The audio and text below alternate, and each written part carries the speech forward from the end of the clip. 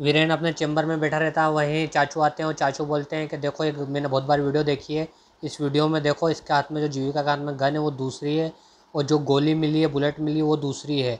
तो वीरेन भी अच्छे से देखता है और सोचते हैं दोनों के इस दाल में कुछ काला है, मर्डर कोई और किसी ने ही किया, किसी तीसरे ने ही किया है। इधर बड़ी बीजी छोटी बीजी फिक्र कर रही होती है जीविका की, जीविका ने जुर्म कबूल कर लिया, अब क्या होगा। उधर से डब्बू आता है और डब्बू पूरा भीगा रहता है। डब्बू तो पूछते हैं तुम कहाँ से आ रहे हो, तो बोलता है मैं क्रिकेट खेल के आ रहा हूँ। तो बोलते हैं पूरा भीग क्यों रहा है, छींक क्यों रहा है। तो बोलता है मैंने मन्नत मांगी है कि जब तक जीजू और दीदी नहीं छूटेंगे तब तक मैं रोज़ गंगा में सुबह डुबकी लगाऊंगा। तो बीजी बोलती है तेरी मन्नत ज़रूर पूरी होगी। इधर चाचू आ जाते हैं पुलिस को लेके, जहाँ करण का मर्डर हुआ था वहाँ बुलेट ढूंढते हैं और सब दूर ढूंढते हैं। इधर वीरेन उनको फ़ोन करता है और इंतज़ार करता है कि चाचू कब आएंगे।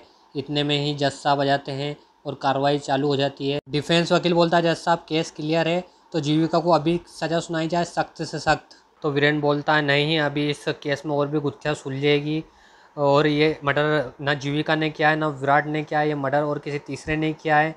तो डिफेंस वकील बोलता है कि क्या हो रहा है, तुम कुछ भी कहानी बना रहे हो तुम्हारे मन से। तो वीरेन बोलता है ऐसा नहीं है, मैं कहानी नहीं बना रहा हूँ। तो डिफेंस वकील बोलता है क्या तुम्हारे पास कुछ सबूत है। तो वीरेन बोलता है हाँ बिल्कुल मेरे पास सबूत है, और वो कैमरा वापस लेता है।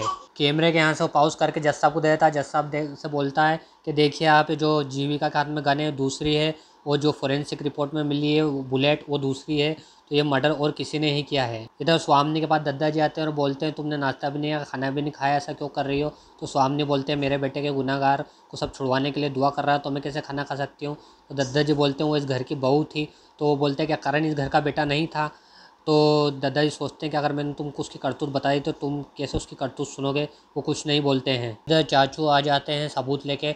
वो सबूत को जज साहब के पास पहुंचाया जाता है, जिस बर्तन में बुलेट लगी थी और बुलेट दोनों पहुंचाया जाता है। जज साहब भी समझ जाते हैं किसी और ही गन से चली है ये बुलेट। तो फिर वीरेन बताता है कि जज साहब हुआ ऐसा था कि जब मानवी और जीविका से गन चली, उसके बाद कोई आया और किसी ने गन बदल दी, क्योंकि जीविका के हाथ से वो गन गिर गई थी।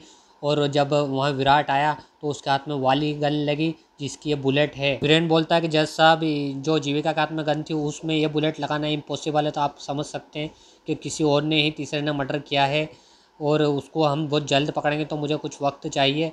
लेकिन डिफेंस वकील बोलता है कि ये सिर्फ कोर्ट का वक्त ज़ाया कर रहे हैं, इनको कोई वक्त नहीं दिया जाएगा, अब अदालत अपना फ़ैसला सुनाए। तो जज साहब भी बोलते हैं कि फ़ैसला तो आज ही सुनाएगी अदालत, तुम्हारे पास सिर्फ 2 घंटे का वक्त है, 2 घंटे में अगर तुम कुछ ढूंढ सकते हो तो ठीक है। तो ये सोच के सब शौक हो जाते हैं और जीविका को पुलिस कस्टडी में ले लेती है।